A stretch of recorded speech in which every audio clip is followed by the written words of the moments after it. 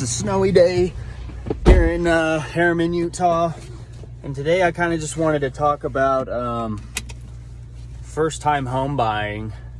I recently had a meeting with my dad, who's my realtor, Andrew Adams, and then Troy, who's my lender.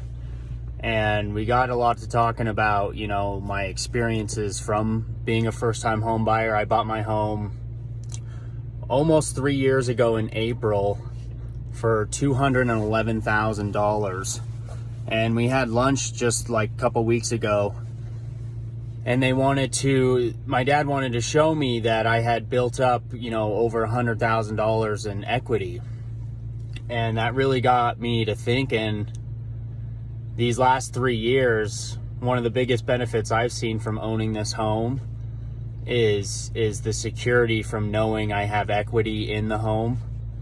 And even I looked on Zillow, top floor, since mine's a top floor, are going for more right now. So mine's going for about $360,000 on Zillow from what I saw. And I bought it for $211,000. And I probably only owe about $200,000 on my loan actually now. So if you do the math there, I mean, that's over 150 grand in equity. So just the last couple years, I mean, my monthly payment on this thing is, you know, $1,300 plus HOA plus utilities. And sometimes it feels kind of like a lot or overwhelming because all my friends have $400 or $500 rent. But if I'm not living with anyone, I have to make $2,000 a month just to survive. So it put a lot of stress on me financially, put a lot of stress on me socially, because I had some roommates that wouldn't pay me rent, and then I would have to cover that portion, or have my parents help me cover that portion. So a lot of the times leaning back on my parents, having them help me out. My dad, fortunately, was my realtor, so he used his commission to buy me a washer, dryer, bed frames. So I kind of got lucky there, and I didn't have to have a co-signer. So what I did there was, just a few months before I knew I wanted to buy a place, was I started cracking down on the credit, getting things paid off. I did a thing called a secure deposit loan or something like that, where you go to the bank and you give them $1,200 and you say, I need a $1,200 loan. And then they take it out of that bank account every month to pay the monthly payment off. So I started doing that. I got a credit card. I put my phone under my name. So I did all that to build up the credit, and I ended up getting the loan from Troy all by myself. So that was a big sense of accomplishment. And then also knowing, you know, I've kind of been struggling financially for the last 3 years, just because of that huge monthly payment, and because I decided I live with one less roommate than I should be living with. So I have to cover that payment. But some other benefits of just owning that place is I see a lot of people are told they can't have animals or do things in their rental properties, and I can do whatever I want here. So I currently have you know, a dog, and no one can tell me I can't have that dog there, even though it is a condo. You wouldn't realistically want a dog up in there, but it's my choice, it's my decision. Roommates can't tell me what to do. No one can really tell me what to do. And then no shortage of renters. I put up an ad, and in about a day I had 2-3 people wanting to move in, and it was just a matter of picking them by then. So another benefit to first time home buying that I found, because I'm just going off my personal experience, I'm not an expert in anything, is the ability to buy a second property. So like I was talking about earlier, I have $150,000 in equity.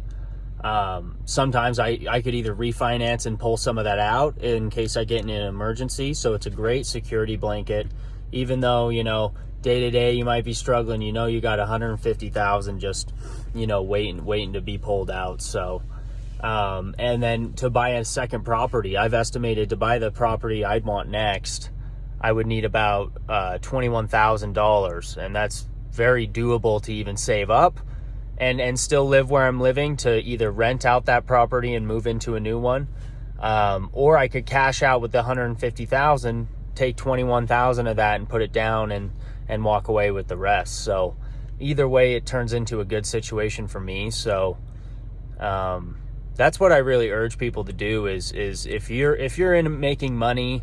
I was in a job back, I bought this place when I was 19, 20 years old, and had a job where I was way overpaid. I was making too much money. I was spending too much money. So my dad, being the smart realtor he is, said I need to buy a property, even though I was a person who had no problem living at home with my parents. I didn't mind it.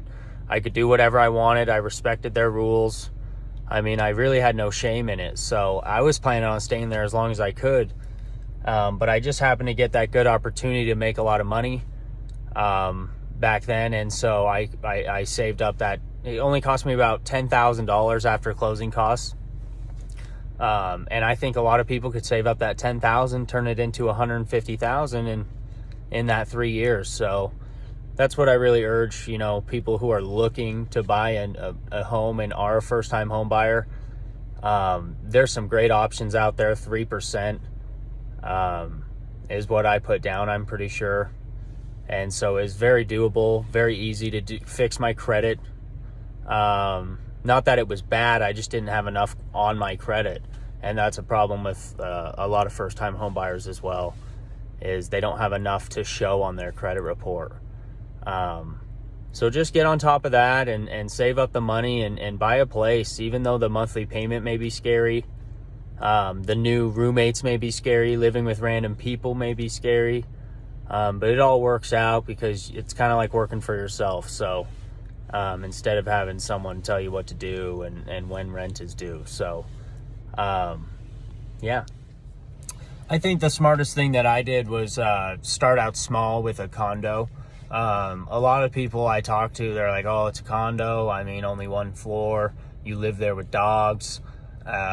Seems a little small. A lot of people want to jump straight to the townhome or the home. I think the townhome's a good option, but that's the 21,000 I was talking about. So, I feel like that's a harder first step to save up that much money, especially if you don't have the equity that I would have in the condo.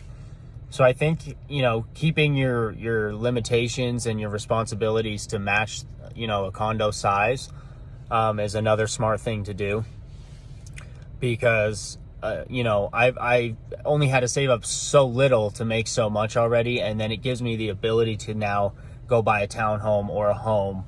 And home, I would have had to save up $30,000-$40,000, before I even could have got a loan on that home. So I urge people to start small as well. So I hope some of that information is able to help somebody out there, dealing with the same problem, maybe flirting with the idea of buying their first home. There's too many pros to count. Those are really just the ones that stuck out to me, and have really made an impact on my life. So ask Andrew Adams, Troy Warner. Those guys will help you out. Thank you.